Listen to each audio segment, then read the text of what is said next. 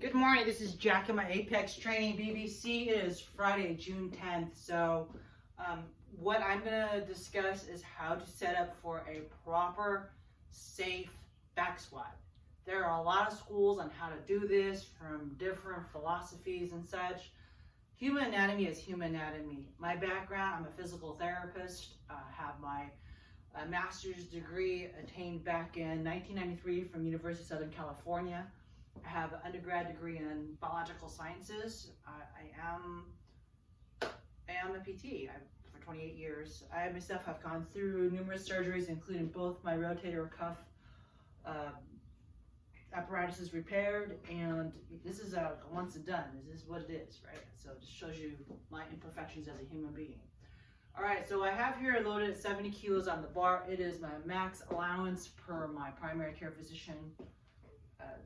Yes, I can hear all the orthopedists clapping. Okay, so the first thing you want to do is there's 10 parts to this, and I'll delineate this in this series.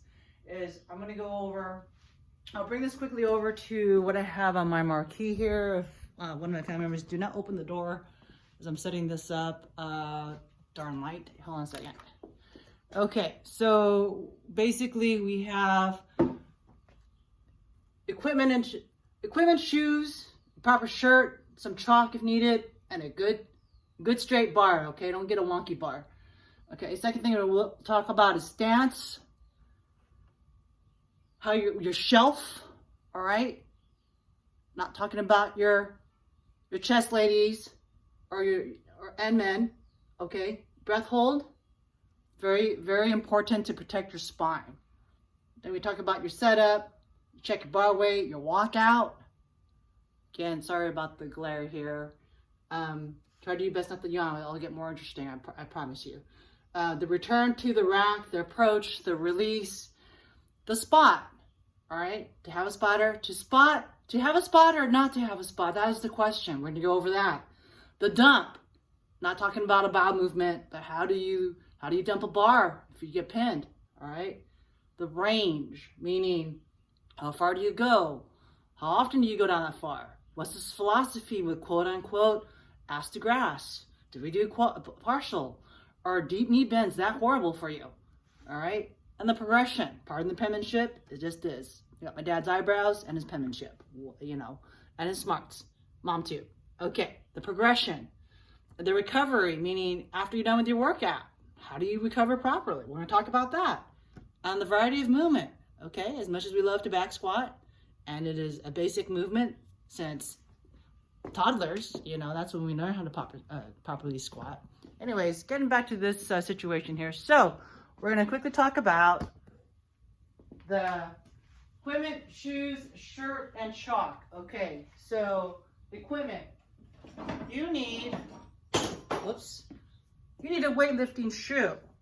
I don't care if it's the bottom of the line. You need the heel on the shoe so that your pelvis can stay in what we call neutral spine, a natural curve of your back. You don't want what we call posterior tilt, like a puppy tucking its tail after doing something it shouldn't have done, all right? This allows you to properly engage your muscles. The cheapest, the most inexpensive pair that does a really good job is it's the Adidas Power Fit shoe. I think it runs for like 60 bucks, 65 bucks. As a matter of fact, I have a pair right here. All right, this is the shoe. I'm gonna put a link on it. Isn't that nice? Wow, you can almost go on a dinner date with this. Yeah, so it's made by Reebok, a very reputable company. Okay, 65 bucks, people. Can't even get dinner nowadays for 65 bucks with a friend. All right, so the second thing you want to make sure is that you have a good shirt. Not like the one that I'm wearing that's slippery. You want something that gives you a little bit of traction, 100% cotton, things of that nature, because you don't want that bar to slide, especially on the summer day. You don't want to be slip sliding and have your shoulders go ooh, ah, ooh. Okay, so let's see, chalk. Have your chalk, right? Magnesium, whatever, bicarbonate. You can get a block of this at your climbing shop or whatever for like typically $3 or $4. Maybe with the pandemic and the stagnation, it might cost $5. So You know, buy a box of 8 or whatever. You can turn around and sell it to someone or gift it to a weightlifting buddy. All right. Okay, and the last but not least is your bar. You want a straight bar. I don't care if it's rusty. It should have some spin in it, just so it doesn't wreck your wrists. It should be close to a true bar. I know Tommy Kono trained on all kinds of bars. He's like the best weightlifter ever since weightlifting history. So he purposely trained on warped bars because he never knew on competition day what the bar is going to look like. So with that being said, we're going to go ahead and get into our, what we call, we've got equipment here. So this is just a count barbell. Got it for $100 on Amazon. All right.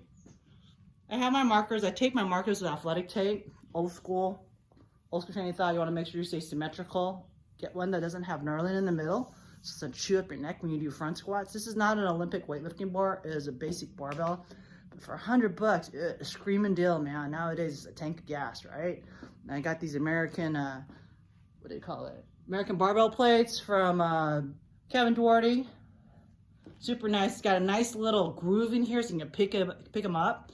That's one thing, not to bash on anyone or anything, but that's one of the things I did not really like about the Rogue plates, were that they were smooth on the edges, so it was kind of really hard to get a good grip on the bumper plates. So when you get a bumper plate, try to get something that's like tacky or has a little bit of an in-cropping so you can actually get your fingertips around it, all right? Okay, so that's the end of the first video. You want to make sure you get proper equipment. It's essential for shoes, and a straight barbell, a little bit of spin, t-shirt, and some chalk. All right, see you part 2.